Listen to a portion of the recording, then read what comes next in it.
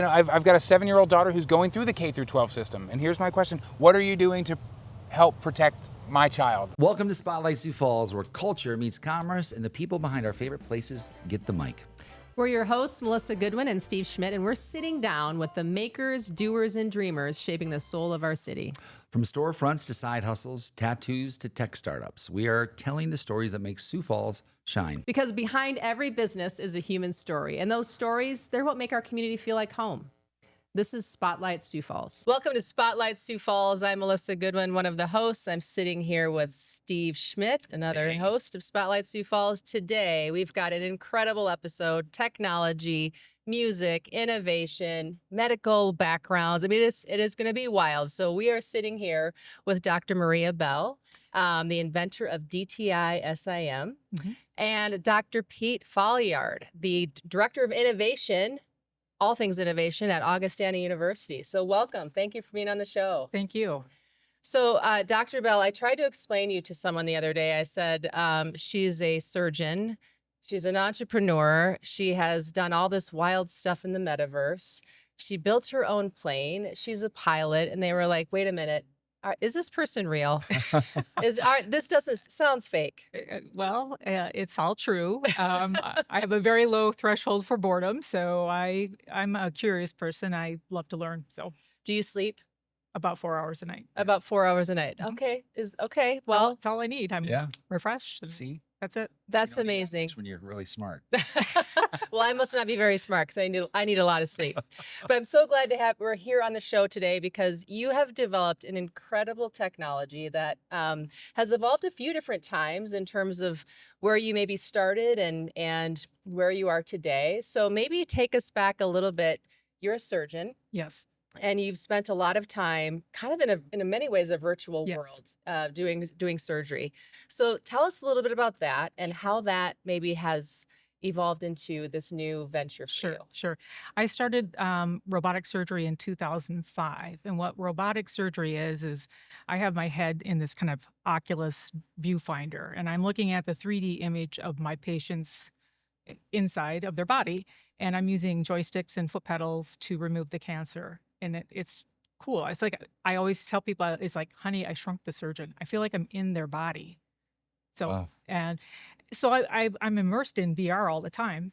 And I was very curious about the metaverse and jumped in there for about 6 months. And then I started my company because of that.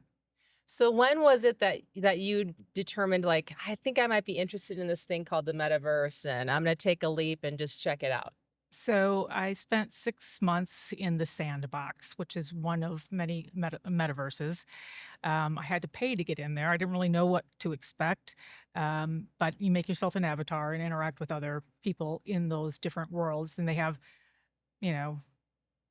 music's there. Snoop Dogg gives live concerts. The fashion industry's there, Gucci and Louis Vuitton, sporting franchises. So there's nascent commerce that's happening in this Web3 based world, all crypto based, but there's no medicine there. So my thought was I could start a clinic here in the metaverse. So people are paying for Louis Vuitton bags that they'll never carry in the metaverse. Yes. Why would you do that? Well, I wouldn't do it, but somebody does. That's amazing. Yeah. And so the opportunity for medicine is, I hadn't thought about that, but you could prescribe medicine or see patients or? See patients. Okay. My first application would be for adolescent psychology services. Okay. So it's a generation that grew up gaming, so they're comfortable in that space. And they're talking to an avatar, obviously as a human adult certified psychologist on the other side of that avatar. But I think there's quite a bit of data that says VR therapy for psych for young adults is helpful. Question on that. Is it because they don't have to really be themselves? They feel like they kind of have this layer between you and now they could really just open up more, do you think? I think it's because they feel comfortable. Yeah. And then they're able to open up, which is like the key to being successful with, clinical psychology. So very cool. Absolutely. So tell us, now you started there, then what happened? Well, I had to figure out how to build the clinic in the metaverse. So I was going to buy some real estate in the sandbox, but it was really expensive.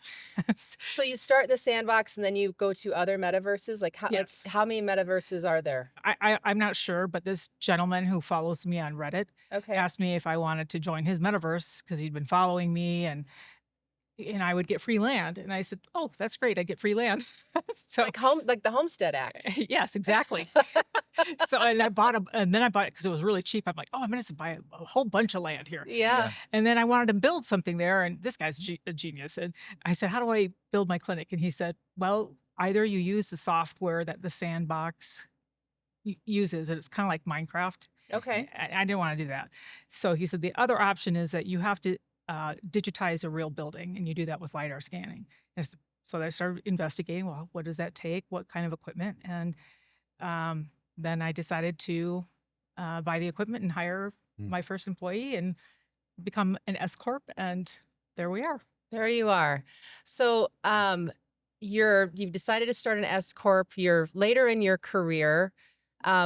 What made you decide, like, I'm going to start a business out of this? Like, what made that? How does it go from this is interesting to I think this has opportunity? So I think I've always been entrepreneurial, but I didn't have the confidence to actually do it.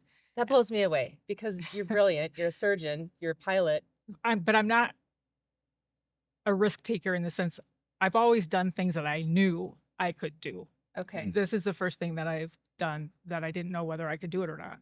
I did my business degrees from Duke, and I just didn't do anything with it. It's like, well, you got to use this degree for something, and that was it. I sat in my office at home, meditating, praying, whatever you want to say, for about 2 weeks, and then I just finally said, I got to do it. Let's try it. Okay, so You made a big sacrifice, right? Yeah. To get there. It Yes. wasn't just like you said, I'll be an entrepreneur. You had to invest. Yes. And I had put to. money. Yeah. Did you built a plane, but then you had to sell that plane too? I did because I needed the capital for the company. Yeah. So I haven't flown for about a year and a half. Wow. Do you miss it? I do miss it, but you Yeah. have to be doing it frequently enough that it's safe, and wouldn't be. So Yeah. Okay.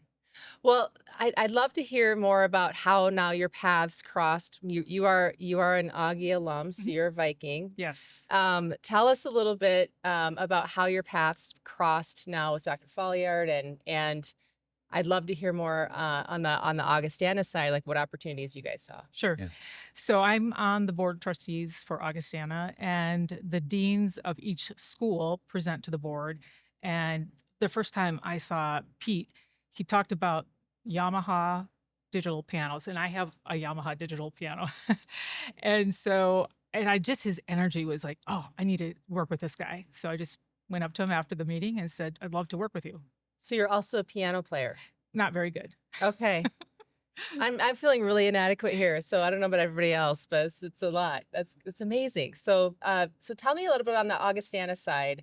When you first met Dr. Bell, what were you thinking? Because you're a musician, right? And I am a musician. Yeah. Yeah. So, Maria, I'm trying to think. This would have been, we said 2021. Yep. That Maria started on the board, and similar to the time that I started serving as the inaugural dean for the School of Music. And when a board member comes up to you and says, like, I'd like to work with you, your job is to say yes. But that's right. That's good advice for anybody. Yeah. But that's also where innovation begins. It begins with a yes mindset of saying, I'm sure we can find a way to work together. And I'm certainly never resistant to that. But I mean, Maria had great energy too. It's complimentary of her to say of me, but it's vice versa. So I think Maria saw even further than I could see on the vision of where I wanted to take the School of Music as it related to technology. That is what I talked about. This is a better way to connect musicians. What Maria was talking about with digital pianos, Yamaha has a technology called Disc Clavier. It has its own networks to have no latency. There's a time that Elton John played 3,000 pianos across the world all at once connected through this technology. That's what Maria knew without me even talking about it. But I just said, this is the technology that we're investing in so that our students can study with a Juilliard pianist. Wow. And Maria got it. And so to have somebody who can not be in your world and tell you, I know what you're talking about, and here's the potential, and let's partner on something else, sounded super exciting. And so our partnership started. with music, Mhm. but the technology was really, I think, the bigger piece. And so we've been able to continue to collaborate. Part of why we're sitting here in this building is because you've mapped this building, right? Correct. So tell us about that project, what you've mapped, and how that helps, parents and the university itself invest in safety. So our models, after we create a 3D model, we put first responder information into the model. And so first responders can have access to these virtual buildings that they would actually defend. It's hard to do group training in a K through 12 school for the fire department. It's just it's really logistically very difficult. And now they can do that in any building that we've scanned. So you've mentioned too, you've scanned a number of buildings in South Dakota, Harrisburg, obviously a number of buildings in the Augustana campus. Sure. Aberdeen. Is South Dakota one of the most scanned? Yes, it is. So we have States? the best technology for K through 12 security. Who knew? I had no idea about that. So cool. Homegrown. Absolutely. Very Yeah. cool. So, and I can't, the potential for your technology and what you guys have built here and demonstrated here is just, it's pretty phenomenal. So what's next? What do you hope to do next? Well, my goal is to get every K through 12 in our country scanned. Another small goal, just a small goal. You will. I think we will. We are at the front of the technology, and it's been hard to get people to understand it without actually having them put a headset on or see our models. It's hard for people to understand it. So one of the things I think on innovation, it takes a while for others to maybe catch up, and you're kind of explaining things that don't exist yet or that are in process, and it's hard to kind of get people to get on the train. So from your medical background, tell me, like, how has that helped you translate this process to others? And I'd love to hear from your music background, because you have to do that a lot, where you have to paint a picture for someone. Here's what's going to happen. Here's what it will look and feel like. So they get bought in and will go ahead with the procedure. Or on the music side, you're trying to paint a picture so people will play in concert together. Tell us a little bit about that. How has that helped you? Well, I was an early adopter for robotic surgery, so I have that experience of being on the cutting edge at the beginning. And my academic colleagues would just look at me like, "Why are you doing that?" Yeah. And I said, "Well, you need to do it before."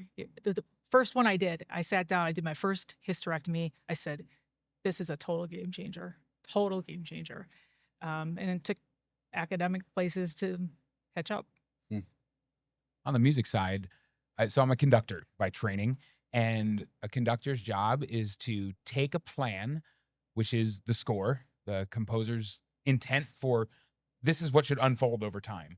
But you need to work with many stakeholders, the performers and the audience and any administration associated with it. And you've got to work together to manifest that vision into an experience.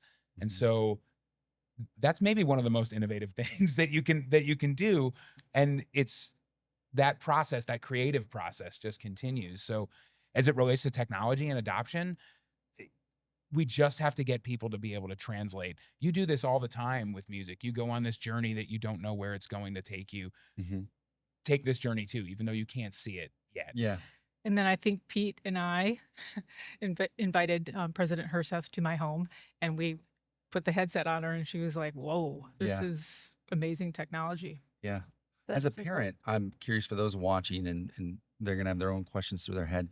I've heard of drones also being very important, but they would still need to know what the inside of the building looks like, right? Right. So regardless of the advancements that we're having in the hardware and the things everybody knows about now, which drones have been adopted for Christmas presents now, Sure. this still would be the vehicle that they train on the drone with, correct? They can. I guess the most important thing is that they're getting an as-built representation, Yeah. virtual 3D immersion. There we go. And it's that muscle memory of having seen from what angle, all the current state of the art is a PDF of a blueprint that's digitized. Doesn't work. It doesn't work.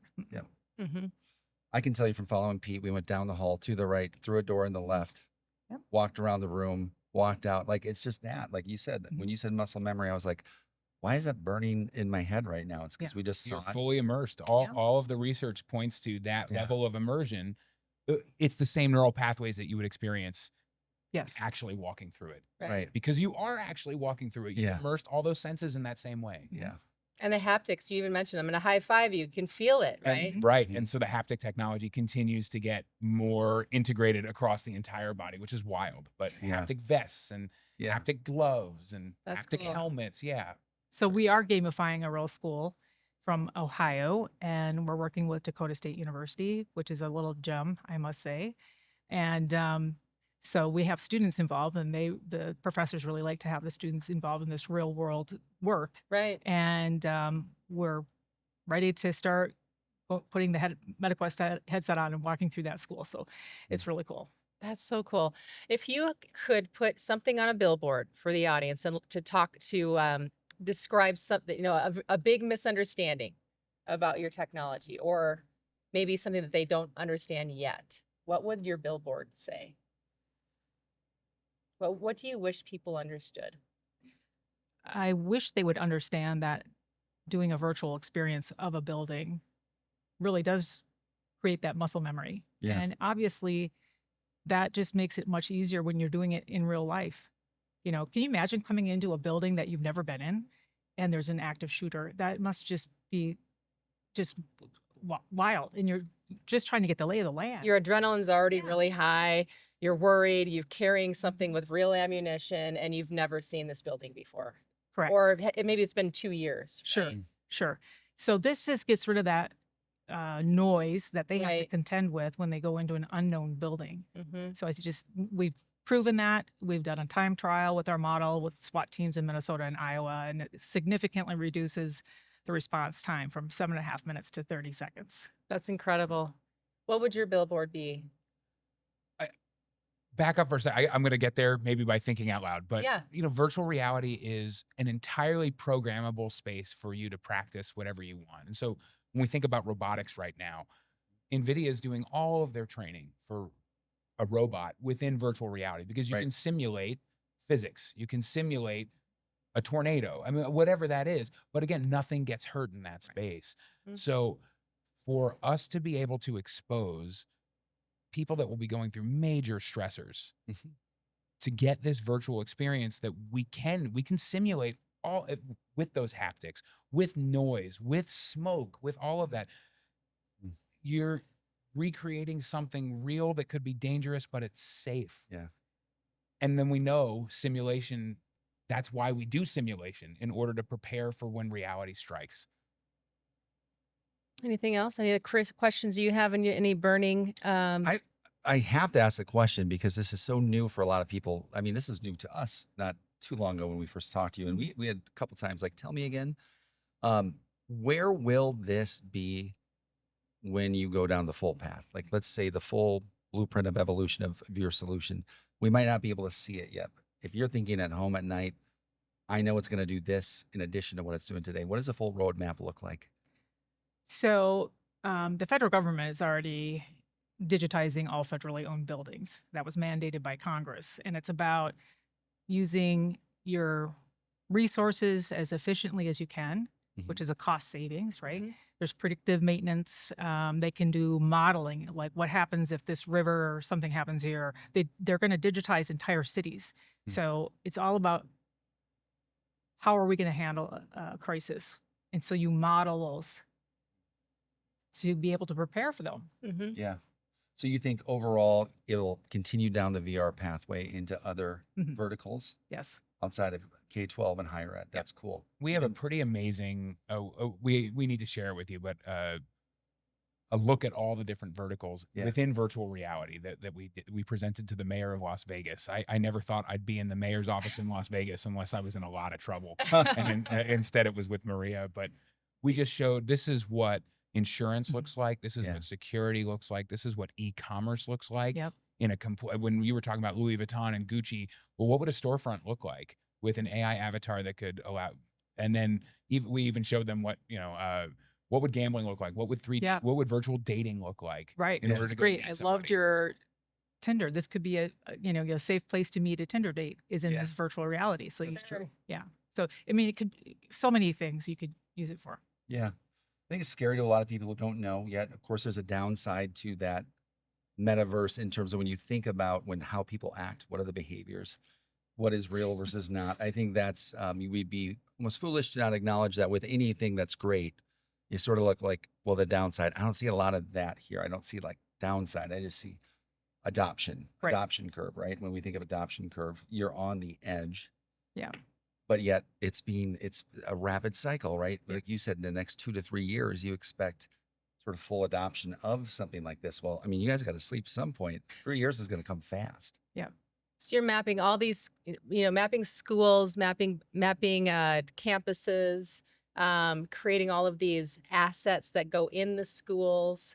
How big is your team? How are you doing all of this work? Because a lot of that is like essentially it's physical, hands, fire powered, right? Well, it's boots on the ground is like the bottleneck, and what most of our competitors don't want to do because it's expensive, right? Right. Mm-hmm. And so we have 5 full-time employees. 3 of them are the ones that do the scanning Okay. and editing. And I have a software engineer, and then I have kind of an operations person, and then I get consultants as I need them for different things. But but once you have that digital asset, there's so much you can do with it Mm-hmm. that it's invaluable. Sure. So tell me, what can you do with it? What can you do with the digital asset? Well, it's like the modeling that you can do with it. Okay.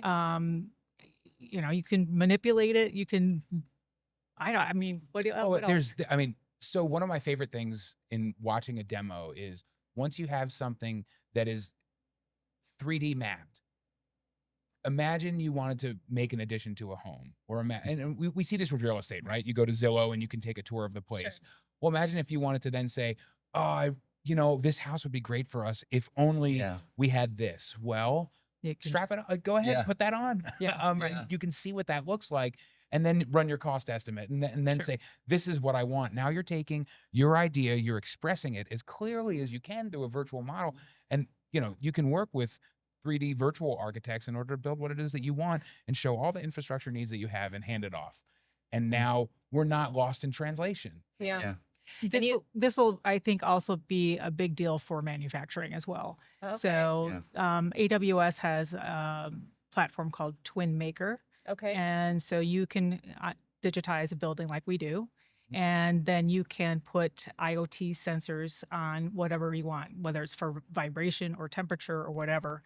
And then that goes to the cloud and comes back as consumable data for whoever needs to see it about the health of their facility. Okay. So, the cost savings for, oil and gas or chemical company when they're down is tens of Significant. thousands of dollars Right. a day. Yeah. So if you're predictive maintenance, you know that this machine isn't functioning well, you're on it before it goes down. So that's where manufacturing will use it. I think it could be applied to any industry, really. And it costs you nothing but your time to give it a try in the virtual world to get a sense of, if we installed these sensors, what might we be able to learn? Just talking about saving power or something like that, or HVAC. Yep. You can just test it out and see, oh my gosh, so if we shut this off at this time and turned it back on, what would the impacts be? All of those, it's all data running those things anyways. So now that you can 3D model that, 4D model that, then you can decide what the investment's worth on, we're going to do new construction, and this is what we like to do, and here's how we like to configure the grid. Yeah. And the next project that we're working on with our state director of Next Gen 911. So Next Gen 911 is being rolled out across the United States. And South Dakota is kind of at the head of that, which is great. Who knew? Yeah. I love it. I know. So I proposed to this director, I said, if we've scanned a building, Next Gen 911 will accept pictures. So you don't necessarily call, you'll text a picture.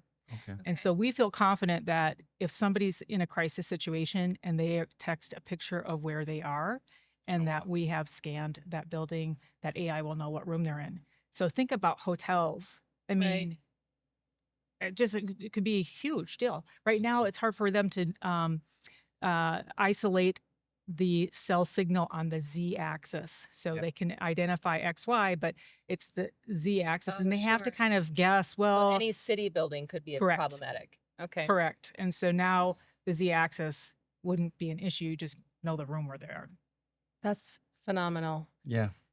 N- What about kids who, I'm just questioning for this, I think it benefit a lot of people, but my head went to what if kids don't want to go to school, but they really would go to school if it was in the metaverse, the same school where they would have gone, but they're not going. This exists. Yeah. There are. I was fortunate enough to be invited to a Meta for Educators, their first Cool. VR summit, and there are a number of schools that are doing this, and we're seeing it more so in non-traditional learning, the Sure. opportunity for adult learners to be able to Yeah. join a class, and universities are shipping out 250 headsets at a time, and Wow. they turn them back in. So cool. The possibility is there, or for, again, creating new experiences that wouldn't be possible. Let's do a VR field trip back in time, or to Mars, or something like that. All of these are things that are possible with VR. Yeah. I love that. I think part of what many people struggle with online learning is it does feel very detached It is. and Yeah. kind of asynchronous. And you're like, even on the group projects, it's kind of like, oh, Yeah. all right, Barb or whoever this person is, let's work together. It feels very weird, right? You Very can go for a walk detached. with somebody. Yeah. Right? The best thing is walking and talking with somebody, and Right. Yeah. you experience something together, as Yeah. opposed to that 2D. You're in the computer's in between you. Yeah. Yeah. In virtual reality, that's not the case. I didn't think about aging, right? Aging in place, like things like that. Like how could you connect with Oh, people? isolation. I remember. Isolation, Oh, wow. loneliness, like this is a game changer on Yeah. many I levels. love it. Yeah. This is now you're kind of blowing my mind. There's all kinds of wild ideas On we the could have bleeding here. edge here, Melissa. We sit here long Some of enough. the innovators and some of the smartest people. It's just like osmosis after a while. Yeah, it's amazing. Well, I hear that we're going to talk a little bit more about the technology here in a minute. So let's go check that out. Now, you also had, before we do that, you have Joan of Arc that can be on the ice. Is that Totally. true? Yeah, we can bring in any historical figure. Role prompting is one of the first things that you should do anytime you work with an AI chatbot. I want you to act as. Okay. And so the company that we work with for 3D classroom space is called Engage, and they've made a number of historical figures where not only I want you to act as, but they ground the model in the history of that character. And so we could be speaking with Benjamin Franklin, Joan of Arc, Julius Caesar, or we could create our own just by knowing how to prompt a chatbot really well. And then it's speech to speech Yeah. through AI. I want to play hockey with Joan of Arc. We should go check it out. She'll win. Yeah. All right, let's go check it out. One of the cool things about Maria is that she's always pushing boundaries. Look, Matterport they're getting the run for their money. Maria's trying to say, well, can we do a larger model? Can we do a larger model? And so she asked, could we do Augustana's campus? And so as we walk around and as you see like all this beautiful space, to do 3D photography in a large outdoor setting, that's not what you see, right? We talked about Zillow before and how somebody else is going to, you can walk around somebody's house or something like that. Well, how would you walk around a campus? And Maria's tried to figure that out. And so we've done it. All right, Dr. Bell. So we are going to take a look more at the technology here. We've got in front of us, explain to anyone who maybe hasn't seen these things, what are we looking at? What is this hardware? This is a virtual reality headset. There are several companies that make them. This is from Meta. It's called MetaQuest.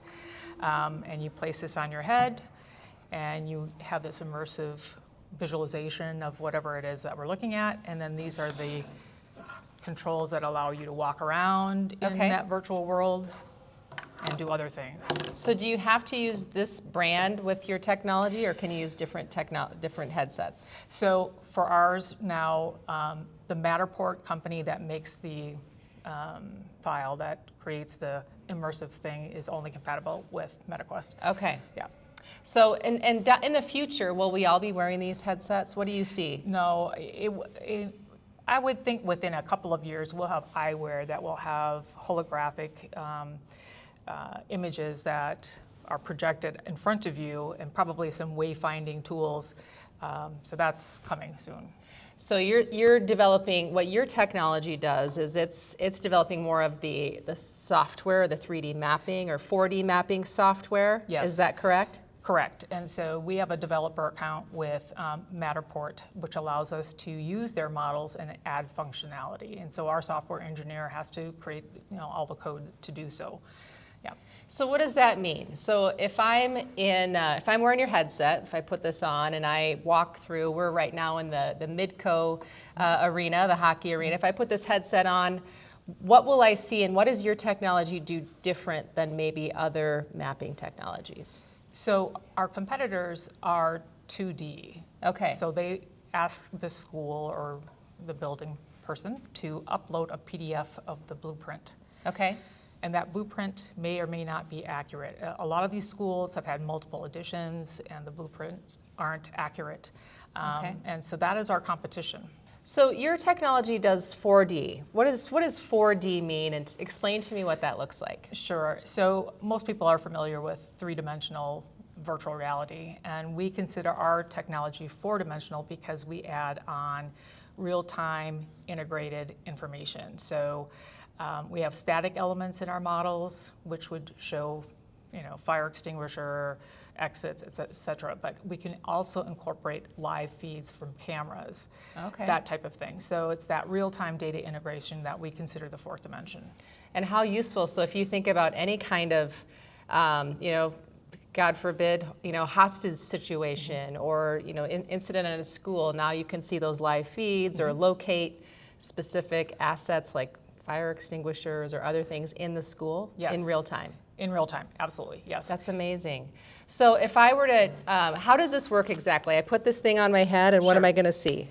So you're going to see the inside of the Augustana Midco Hockey Arena, which we have scanned. And I'm going to look amazing here. This is very, ooh, look at that. That's cool. Okay, and then these are the joysticks that allow you to move around in that virtual Midco Hockey Arena. And I've got laser hands. I love this. Yes, yes. And then we can put other assets in there. We can simulate a fire, and they could do time-based fire extinguishing based on the component that is burning. We can do active shooter scenarios. You can get up to 70 avatars, which would be first responders, that practice together in a building they would actually defend. And that's never been done before. So I can see where my colleagues might be coming in from a different door, and I come in this door, and how we work together to, access a really critical room or something like Correct. that. Okay. Absolutely. That's amazing. So why hasn't this been done before? Tell me, why hasn't anybody made this yet? I'm not sure. I don't know, but my company has the patent on it, and I was kind of surprised myself. And where do ideas come from? This whole project, I think, is divine intervention. I'm telling you, it's like I prayed for a long time. Yeah, I would imagine. Well, and what's so crazy to me is just that the amount of ways that you could use this, Right. and the need in our world today for this kind of technology, so that we can be ready and be able to respond in a way that is fast and efficient, Yep. and people aren't looking at trying to find a window or somewhere where they can access a critical point in a building. So this is incredible. How did you determine how to build out the tech, and how did you assemble a team to create all of these assets? Where did you go? Well, I knew about Matterport. I knew about their developer account, so I knew that we needed to purchase the lighter scanning equipment. I hired a young tech person who he and I just learned about the technology. I mean, I was on night courses learning how to use this technology for insurance claims. Okay. That helped me figure things out and how we could modify the functionality of the model. And then month 5 of the business is when the Robb Elementary School shooting occurred. And I don't know if you saw that footage, but it was very chaotic and it was a tragedy. And I knew what we were developing could help. So that's when I pivoted. And we scan soft targets like K through 12 schools, college campuses, churches, government buildings. Mm-hmm. Well, this is incredible. Tell me, how did you get hooked up with Augustana? So you're doing some incredible work here at the school. Maybe just give us a little bit of an overview, and then we're going to bring in some Augie folks Sure. to talk more specifically about the work that you've done here. Right. So I'm an alum Okay. of Augustana, and I am on their board. Okay. So we have the deans of each school present to the board, and there was this terrific young gentleman who was the dean of music, and the energy and the vision, I could just tell he and I would click because of how we think. Yeah. So I approached him, and we've been collaborating for about 2 years. It's hard being an innovator because you see things early on and it takes a long time to get people on the bus. Yes, and it does. So you're kind of at a critical point now where like looking for partnerships. So tell us, like, what is your big vision? What would you love to see this technology do? Where would you love to dive into? So security is my passion. That's the mission, is security. And I think our South Dakota director of Next Generation 911 summed it up best, saying, all of the companies need to come together for one solution and the best solution for the kids. And it's still very, siloed and segmented and competitive. And so I've been approaching companies to say, hey, let's work together. We can produce a product that's better and safer for the kids. So how does your technology complement some of those others? So for instance, we need to geo-anchor our models. So when we take the Matterport model, it is not on any sort of map, so to speak. And so there's technology to geo-anchor it to either a geocom map, which most municipalities use for tracking fire trucks and where those things are going. So we're working with geocom now to help geo-anchor our models. Got it. Okay. A lot of words that I haven't heard before. That makes sense, but it's a whole new. It's one of those. This is one of those technologies we've heard about for a while, but it's sometimes there's like this curve, right? Where whether that's AI, VR, where we really blow out the idea of the impact it's going to have right away, and then we underestimate the amount of impact long term. Right. And we saw that with the World Wide Web, where everybody thought like it's going to be crazy, and then over time it did transform everything. Right. But it took a long time. And VR is kind of at this. I think part of it might be the headset. It's the headset. It's clunky. It's not attractive. It's weird looking. But this is going to go away, and we're going to have eyewear that's cosmetically okay. Yeah. And so once we have a more maybe aesthetically pleasing or less just clunky hardware, that technology, you're already ahead of the curve. You've already built out all of this incredible software. So I'm excited to see what's next for you. Yeah. I'm a classically trained musician. I was born and raised in northern New Jersey to parents that were music enthusiasts but not musicians.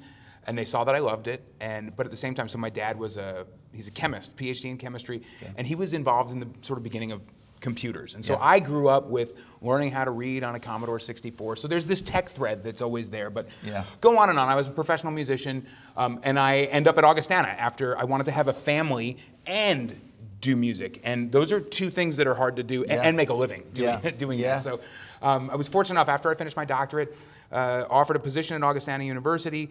Then about 3 years later, they decided through their strategic planning they wanted to start a school of music. I applied for the position. I had a bunch of leadership experience through the United States Air Force band program. I was an officer and conductor with the band. And so I applied for the position, got into the position, and as the dean of the School of Music, it is all about problem solving all the time. Yeah. And it's students, it's faculty, it's resources, and so that's how I started there. But I've always been involved in this technical and technological component of music and how it can connect people. So, for example, we do a performance in one place at one time for a set of people, and that's it. Yeah. Well, you record that and you share that, and now it's forever and accessible by all. Yeah.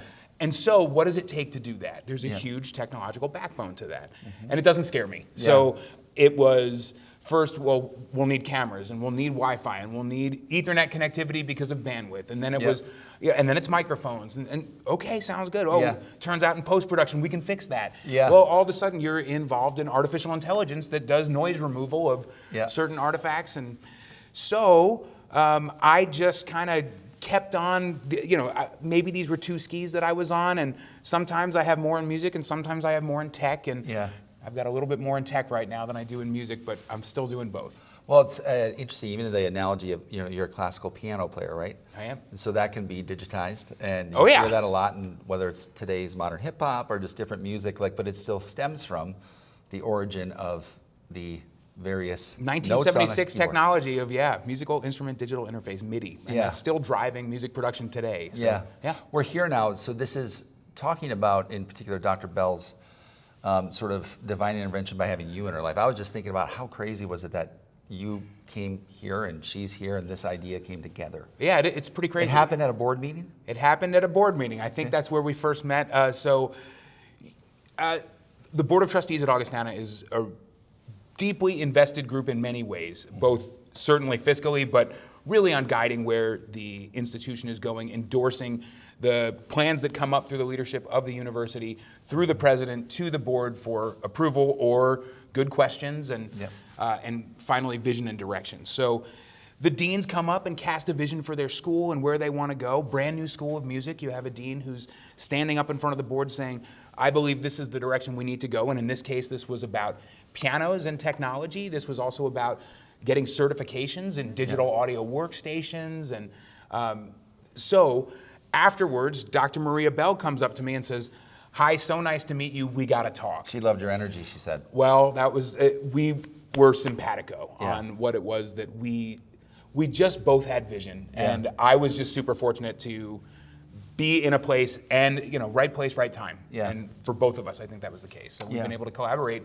on all of the amazing things that she brings. Yeah, well, and we're here today and you've implemented this now on the campus. So I'm thinking as a parent, if I had somebody here as a student, I would go check that box, meaning like number one, you care about the student's safety.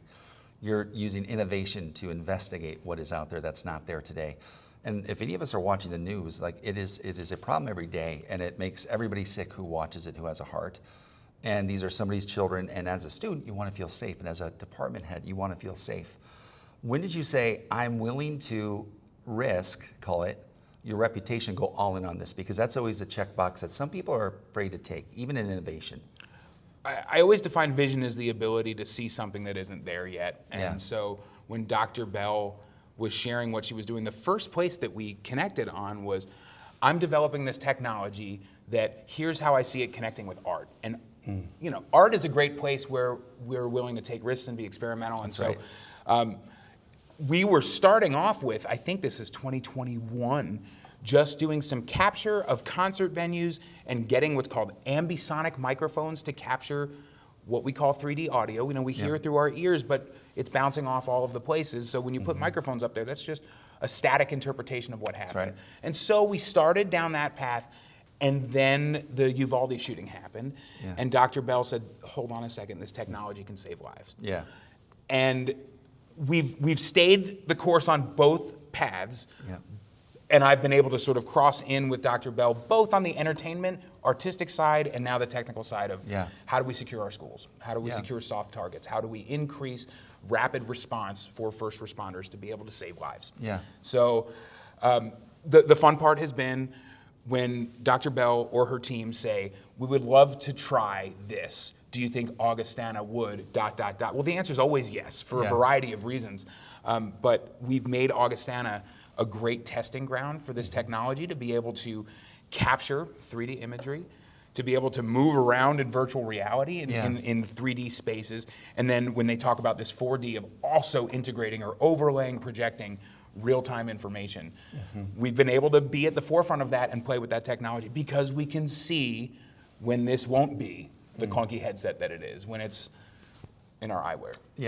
Well, and we were talking earlier, if you've seen the movie Avatar, you see where this is kind of cast to go, and not this in particular, but, using a VR headset and all of a sudden adapting it into, I'm going to feel like I'm somewhere else immediately and almost not know the difference is not that far in the future. It's here. I just did a 3D virtual field trip with my students and took them to the Statue of Liberty. I'm from New Jersey, and I could point out and say, over there, like that's where I ... You're a great tour guide, by the way. Thanks, So we're there. It's just a matter of, is the medium fitting yet where we're all comfortable virtually going to spaces? That's not odd for us. We've been playing video games for 30, 40 years. It's just, well, what if that was a real space? That's the new part in this. But for Dr. Bell, she connects the dots and sees, of course, we could be there. Talk to me about feedback. A couple more questions. I know we want to get out and walk around a little bit. There's so much to see on the campus and so much to talk about with this technology and what it can do. Two questions I have for you in technology adoption. I think that's scary for a lot of people. It's not for you. But when you think about the next layer and the next layer at these institutions and these high schools, What sort of things are you giving feedback for to Dr. Bell, or what conversations do you have when you think about adoption, and what to already know might be pushback? One of my favorite stories about us trying to integrate this is we have our history department found a grant that was available for telling it was like the story, the institutional saga of Augustana University. And it was a $50,000 grant. And the conversation was happening. At the end, they wanted a product that was a coffee table book. And this is what will tell the story of Augustana. And Dr. Bell and I were talking about, well, wouldn't it be cool if we could do a 3D capture of campus and record a historic professor giving their iconic lecture in their classroom, and revisit that forever. That'd be so cool. This is so visionary and future. It would be so cool. It could be so cool. Our whole Augustana team was down, but the grant giving organization was like, I'm sorry, it does not compute. We're up against this all the time. And so how do you convince people to see the future with you? We've got to find those early first adopters. We've got to get the success stories. And I think students are a really great place to see that, because they have to embrace the future. There's no looking backwards. There's only looking forward. So that's why the university is a perfect testing ground for this. I mentioned good tour guide in closing. I got to ask you this. So when I whipped this headset on, and it was wild, and I could feel it right away. You know, I think Dr. Bell had said you might get a little dizzy, and that got 2 seconds. That was gone, because I was like, wow. Now you were moving around just like an old pro. It took me a little bit from learning to turn right. No, I push this button and I can teleport. How long was your ability, as someone who is maybe more advanced in learning, but still, how long did it take until you were comfortable using this and then teaching other people how to use it? It's been a 2.5-year process thus far of getting in here. The first couple times I put it on, I was getting nauseous. It's like anything, you grow a temperament in order to get used to being immersed in that space. There is a 2D option always for this, because it can be projected in this 3D way. There's always a 2D option, and so that has to be the first thing, especially for sharing this with students. If they get sick, they don't want to do it anymore. I have had a class where a girl took off the headset and just laid down on the table, and I could tell she had had enough. But you have to get them interested in continuing to show up, and so. I don't know if this fits for this story, but I have been now implementing virtual reality in the classroom, and we just did this virtual field trip, and the students shared, and this is what studies show about immersion, that they got to know each other better in this one virtual class session than they did in the first 6 weeks of class in the classroom all together. When they had to interact? Pardon my No, not at all. They were forced to interact in a way that they felt comfortable with. Dr. Bell saw this immediately with the potential for therapy and avatars. That a child might open up more easily to, what do you call them? Like a squishmallow than they would an actual person. But there's a person behind that. Well, we saw this same thing happen with real people, person to person. So all of the studies that I had read about the impact for virtual reality in education, I can validate through just a one-time example with students, and all of them preferred that over Google Meet or Zoom, and even the in-person experience, which blew my mind. Wow. Today we're back on the campus of Augustana University here in Sioux Falls. Behind me, an administration building. It takes everybody on a campus to deliver just about any successful initiative.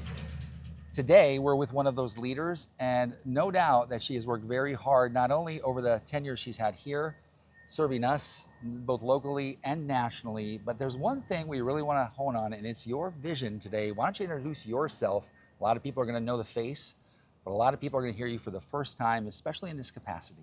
Thank you, Steve. Well, I'm Stephanie Herseth-Samlin, and I am in my 9th year as president of Augustana University. It has been such a privilege and an honor to lead one of the institutions of higher learning here in the great state of South Dakota. I don't think it's an accident that you have an undefeated football team. You have a music program that's thriving, arts program that's thriving. That takes a great leader with great staff who has great vision, especially for the present, not just the future. Talk to me about your staff. How do you work with them when you think about initiatives? Particularly, we'll get into this particular initiative, but you've got a lot of staff here on campus and a lot of students. Well, we have long-serving faculty, long-serving coaches who also embrace new colleagues with Yeah. new ideas and fresh perspectives. And of course, we're all here in education because we love serving students. Yeah. And so I think that what I love is that whether it's the leadership team, whether it's faculty, coaches, conductors, staff, student leaders on campus, it's all about activating great ideas. Yes. No one has all the ideas, right? But it's listening well, it's empowering each other, it's being open to what maybe hasn't worked before, but why it might work differently this time. I like that. And then it's the momentum. I really think we have a lot of momentum here in the first part of Viking Bold, and now we're entering the second half, and we're just continuing to ask alumni and students and colleagues across the university to help us build on the momentum. Well, and Dr. Bell's doing that, right? Yes, she she serves is, on your as our board. trustee, yes. Yeah, she's worked with Pete. They met at a board meeting. I don't think it was by accident, right? When you think about what Dr. Bell's done with your staff, how it fits into that vision. Talk to me about why that was such an easy yes to say empower it. Well, first of all, Dr. Bell and I are both from the Aberdeen, South Dakota area. Yes. So we've known each other a number of years. Our families have known each other. She's not just a current trustee on our board at Augustana. She's a very proud Augustana alumna. She is. And she was a student athlete when she was here. And obviously she's brilliant Yeah. in terms of all of the things that she's done. And I think when you have trustees or alumni or colleagues who bring this creativity, who bring that kind of energy and a belief that Augustana is great but has more potential to unleash, it's about partnering to maximize and nurture the potential. And so when she not only is engaged enough to know what we're doing and who's being entrepreneurial and creative on campus, but then to say, where are the synergies, where are the win-wins with what I'm doing, either in healthcare or technology, and what I see the needs are and opportunities and the goals for Augustana. I mean, she's just been an extraordinary partner and one who's really fun to work with too. Yeah, I know the Aberdeen area. Born and raised for 4 years in Oneka, South Dakota. Okay, very good. Right outside Faulkton. Yes, so yes. Thailand's not the only farmer we have here on the staff. I'd like to say I'm going to be one again, and I never really was one. That's But I great. come with that family, and your campus has a spirit to me like a small community, but you have a big vision, you have a big student body. And when you think about what Dr. Bell is doing and working with Pete, in particular, getting inside and providing a view into your facilities. And I want to really double down on student safety, school safety. How important is that to you? It's important to everybody, but how important is it to solve or to provide a solution to make your student body safer? I'm really glad you asked that question because in my first year at Augustana, one of the former trustees who helped with my onboarding, we were having a conversation about all of these ideas, all of this visioning, and then we both agreed, and he said, but at the very core, it's about keeping students safe and giving them safe learning environments. And I think that's what parents like about Augustana is that, yes, we're in a growing community. We're in the center part of Sioux Falls, but we're committed to safety, physical safety, spiritual safety, safety in terms of emotional well-being. And so when you take this really amazing, immersive virtual technology that Dr. Bell and her team have created, and all the trends and some of the really heartbreaking incidents and dangerous environments that we can find ourselves into, it's this opportunity to say, you know what, this we can integrate. This we can figure out both for faculty and students and for staff that this makes a lot of sense with our community partners and first responders. We partner with the police department, we partner with the neighborhood, we partner with Sanford Health right down the block. So yes, it was easy to say this is something that we want to be a part of. Starting with Midco Arena, attracts a lot of people from the campus and the community, but now as we work in the classroom environments, we work in the Morrison Commons, those areas where we know that there's heightened risk, elevated risk in the event of an active threat, that we can use this technology to everyone's advantage. You've got a guy leading innovation, leading Dean of the Music Department. Pete is very energetic. He's also very smart. I imagine he gets hit up a lot. Yes, I he can does. tell he is tied to the hip on this initiative. Yes, he is. Having a champion like that not only helps, call it the people on the outside come inside to see your vision and tie it back, but they're just rare. Talk to me about how awesome it is to have people like that on staff, because ultimately, reporting back up to you, you have to know that they're upholding the integrity of your vision that you're overseeing for the Board of Trustees and for the alumni and for the students. So Dr. Peter Folliard is a gem. Yeah. And he and I started at Augustana the same year in 2017. He too has this interesting professional background where he was a part of different types of organizations. Yeah. I think that he has earned a lot of trust and respect from his faculty colleagues as well as administrators and coaches and students.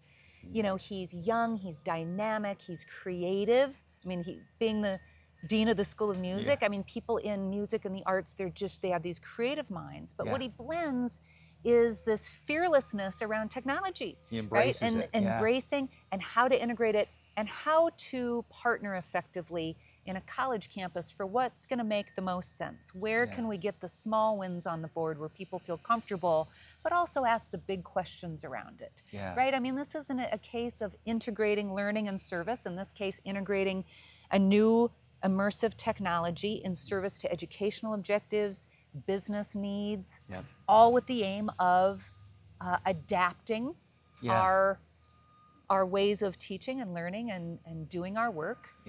Ways that are important and meaningful, and preparing graduates, preparing ourselves, lifelong learners. Yeah. Well, it all ties back to the mission again. Yes. Staying grounded in mission. Staying grounded in mission. This is all about how do you keep your students safe? How do you keep your staff safe? Because a 10-year vision isn't great unless everybody's safe on the way there. That's right. I like that you mentioned spiritually, emotionally. This tool helps you with those areas too, or when you look at the possibilities. That's right. I'm going to ask you one more question as we close, and this is a big question. Okay. Because although you've been here what seems like very briefly, but you've put in some time. I mean, the changes are evident. There's a bright future ahead. What does the next 10 years look like as you cast your vision out? Tell our audience what they can expect or what they might be able to expect from you and your staff as Augustana delivers on that promise, if you will. Yes, I appreciate that question too. Yeah. As I look out ahead for Augustana to 2030, the decade beyond that, it's about drawing on Augustana's history, okay, so continuous adaptation of the institution. It's about strategic stewardship by the leadership, and it's about empowering and finding transformative opportunities for students and faculty. And when you do that, it always leads to new questions, new discoveries, new applications, new benefits. And that's how we're working to not only strengthen, but increase the value of Augustana University to this city, to this region, to the country. And we're excited that we've got this momentum in realizing this vision because we know what our goals are, and we've got great teamwork and great partners like Digital Twin Imaging and Dr. Maria Bell and this Sioux Falls community and our alumni helping us realize the vision. Vision's nothing without action. I love that you said empower. I love the word enablement. You can deliver great solutions, but they fall flat when you don't have champions like Dr. Folliard. That's right. And I think that is, when right. you look at this, that's why it's working. It's bottom, top, top, bottom, across the partner trenches. So yes, we hope to see more of this. I know as someone whose senior student is considering your school for next year. Right. When Melissa got in front of this and really heard and saw, I think that went right to the top of the list. Wonderful. And so it makes a big difference. And it's not just about getting more students, it's about getting more students and keeping them safe. So that's right. And one last thing there. Yeah. We're all committed to these college campuses as safe ecosystems as young people transition from adolescence into adulthood. Yeah. And it comes down to relationships. Relationships on the campus that lead to the rigor in the classroom, but relationships in the community. And when you take Pete Folliard and Maria Bell, Pete's vision for the Media Production Entrepreneurship Program, Maria's vision for Digital Twin Imaging, you combine that creativity and energy, it is all about inspiring action for the greater good. Yeah. And so I'm really, I just feel blessed to be a part of it. Yeah, well, we feel blessed to be able to just hear a little bit of it. So thank you so much for sharing with Sioux Falls and all of those listening out today. Thank you so much, and keep doing the great work you're doing here. Thank you so much. All right, Appreciate thank you. it. Talk to me about immersive technology and what you guys are doing here at Augustana to address it, teach it. Yeah, there's a lot. So this started off with Maria and I getting excited about music, and can we simulate a 3D space physically, like visually, as well as through an auditory format. And so the way to do that right now, immersive sound is a thing. You've got Dolby Atmos, which is an incredible codec essentially for audio that allows you, rather than channel-based audio of like, we can put this to the left, we can put this to the right, and we can put it somewhere in between. This allows us to really locate exactly where we want sound sources to come from. So Dr. Bell said, this is what I'm talking about, and we have together built a Dolby Atmos studio, Yes. which is super cool. So that's downstairs in our Studio 47, and that's allowing us to, right, the end goal is for what we're doing in DTI Sim is, as we create these immersive training opportunities, sound will have to come from all over the place. It's scary to think about, but our ears work really well. Gunshot from where?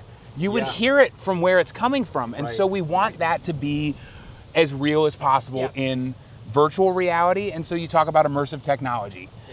Virtual reality is where we are in education space. We can bring people together into a virtual campus. And you'll even see, we'll go and show you what DTI has done in putting Oli and this entire campus into a 3D space that you can revisit. Then you've got augmented reality. That's another chapter. So we all have seen this on Amazon of like, well, let me see what this looks like in my room, and we hold up our cell phone. That's augmented reality. So VR, fully immersive. AR puts other things in your reality, but through a lens. Next is mixed reality. Mixed reality is when you have the virtual and the augmented combined. That all falls under the umbrella of what's called XR, extended reality, which falls under the larger umbrella of spatial computing. So right now we're in VR, but we're tying together all of the immersive technologies that are possible. Are the kids who are going through life right now, let's say I'm 8 or 10 years old, this is gonna seem like one of those things like text messaging was to people who are maybe 35 now, right? They won't know it any other way. They'd prefer it over a phone call, if you will. Like, am I getting that this is already, it might seem ahead of the time to us, but they're gonna expect this to be commonplace? I believe so. And I can tell you from teaching this year, our college freshmen, I asked who has, in our first VR setup, who has already done work in a VR headset, every hand went up. So we're talking 18-year-olds now. This is normal. Yeah, people are gonna expect it. So what might seem like to us, people who are making the decisions as bleeding edge is gonna seem like it's the only way forward. And if I'm a student, I would wanna know that this is existing on a campus. I couldn't fathom that you're not using this technology to make it a safer place for me to go to school, right? Absolutely. So we've scanned the entire campus. We've scanned one of the dorms, and we put in a Homeland Security grant, Augustana did, to bring our technology into more of the buildings. Very cool. Yeah. What would your message be to people who have heard this, they've seen the entire episode now, and they just go, gosh, what do I need to know so I can go talk to my school about this? What would you want them to know? And say, here's the things that I would go tell, the bullets I would go serve to get you guys, your team, in front of their school board. I would just say that my company, my mission is about getting safety and security into K through 12. So we've made incredibly financially very good options for K through 12 schools. So that's my passion, that's my mission. I have other revenue streams that help support the mission. So we make it as affordable as we can. Yeah. Well, it's not about money then. It's not about the investment. It's usually about the fear of the unknown. Right. And I'm a parent right now. You know, I've got a 7-year-old daughter who's going through the K through 12 system. And here's my question: what are you doing to help protect my child, our children in this community? And okay, we're doing active threat drills. That's very different than, well, what are we doing to upskill and train and prepare the responders? Right. This is the way that you can do that. This episode of Spotlight Sioux Falls is sponsored by Magnetic. We help businesses grow through content that stands out and software that scales your conversations. Not sure how to build your pipeline? You can find us at magnetic.services. Magnetic.services, your pipeline will thank you. Thanks for listening to Spotlight Sioux Falls. These are the stories and the businesses that shape our city. If you heard something today that made you smile, made you think, or maybe reminded you of someone you know in your neighborhood, please share it. That's how we support local. That's how we grow. And if you know a business owner we should feature, or you want to tell your story, reach out. Until next time, we're Steve and Melissa, and this is Spotlight Sioux Falls, where local stories get the stage they deserve. Running a business means we all wear a lot of hats, but sometimes you need extra hands, sometimes some specialized talent to keep projects moving. That's where our friends at Solvo Global come in. Whether you need offshore or nearshore resources or long-term project support, Solvo connects you with the right people to scale your business. They make it simple. You get trusted talent without the overhead, so you can focus on growth instead of scrambling for help. Check out the link in our show notes below to learn more about how Solvo Global can support your next big move.